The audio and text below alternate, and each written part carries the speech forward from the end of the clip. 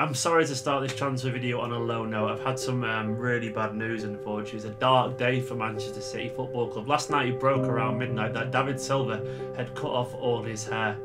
It's a horrible day, and I think I'll remember this, and people will say, where were you when that monstrosity happened? And David, what were you doing, mate? But anyway, this one is for David Silva's hair. This whole video is for his hair. This is one ruffle just for him. I'm gutted about that. I really am. He's a beautiful man. But let's get on to the actual transfer target. Hello, guys. How are you all doing? I hope you're all right.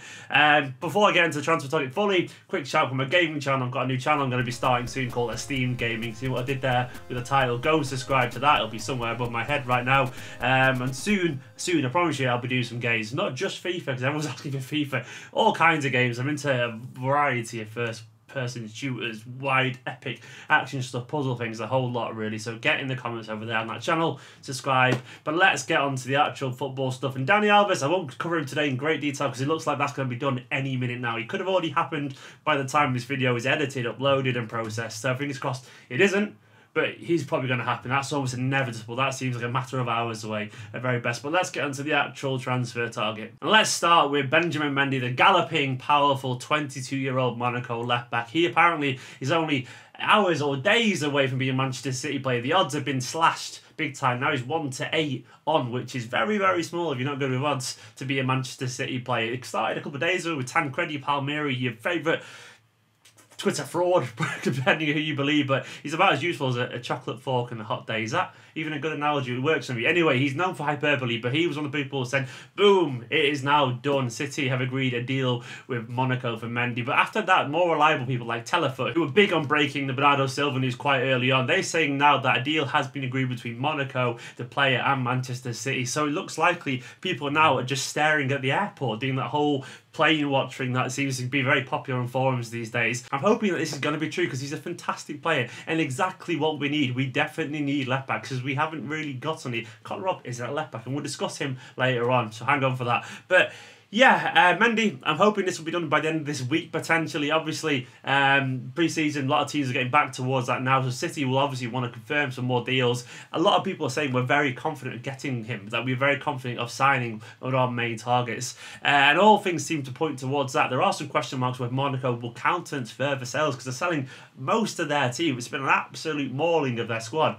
But big money there, and given the fact that I think Mendy probably wants this deal, seems to me that he'll be very likely. Fingers crossed this will be done pretty soon. And a new name for the transfer target, Antonio Rudiger, the Roma centre-back, the 24-year-old who's just obviously had success with Germany internationally. Apparently he's one of the people for that mystery centre-back. That was according to the Mirror anyway, but that's already been counted by Gazzetta dello Sport over in Italy, who obviously know a thing or two about Italian players and transfers. I can't really see this one. The Mirror were saying Pep wanted him as their player. A lot of fans in general have seen online saying maybe he isn't right for Pep's style, maybe he doesn't have the technique, the composure, he's more of a physical kind of defender, but Pep isn't against signing physical players. Mendy is quite a physical player. Walker's main attacking attributes are his pace and his dynamism. Those two players are very much high on our list of targets, so maybe he's looking to reassess his squad and how it could be. For me personally, I think what Gazzetta dello Sport said in terms of how he's closer to Chelsea is probably a lot more closer to the situation. This mystery centre-back thing is interesting for me. I don't think we're actually actively chasing a centre-back. I think this is the kind of situation where if a certain player became available, if that right person we're watching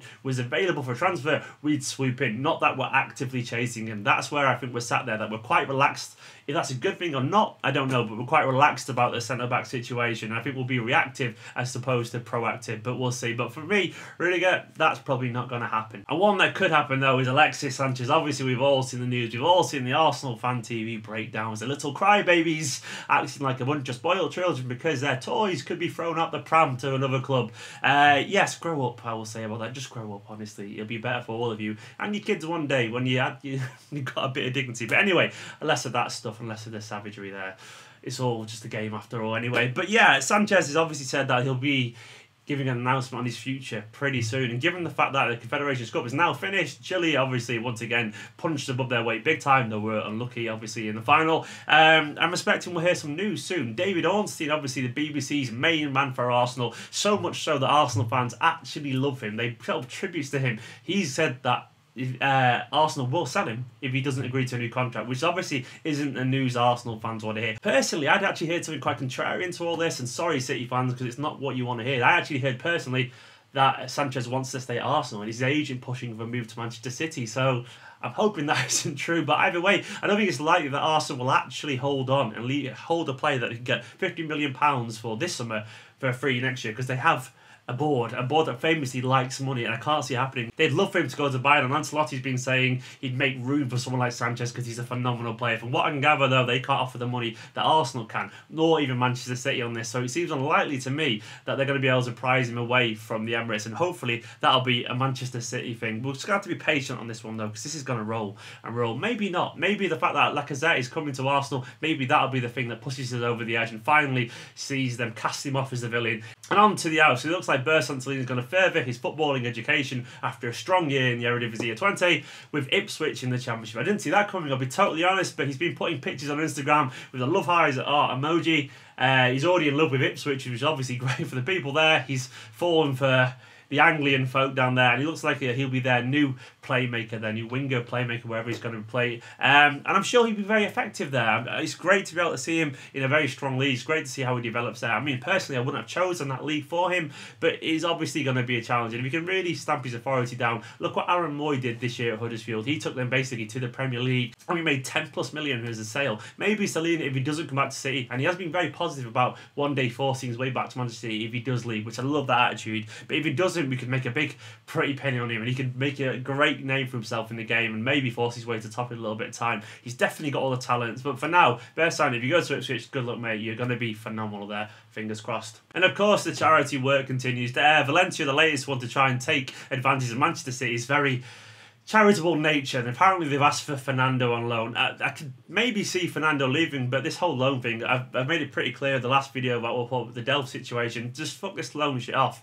and really just sell players instead, because I can't be bothered with this whole loan watch thing for the older players. I think we just need to get rid of some of the deadwood at times. Maybe Fernando will stay though. I've got a feeling he'll actually be in the squad come the start of the season, because he's one of the only traditional destroyers we've actually got there, and I think Pep does appreciate that reliance, that kind of the man to be there and do the nitty-gritty stuff. Personally, I would rather use an academy player for that kind of thing, one of our more energetic midfielders, who the younger lads, but I think he'd always rather have some experience there. Maybe Fernando will stay, but if he does go, can we just not have it on loan, please? Can we actually just sell him?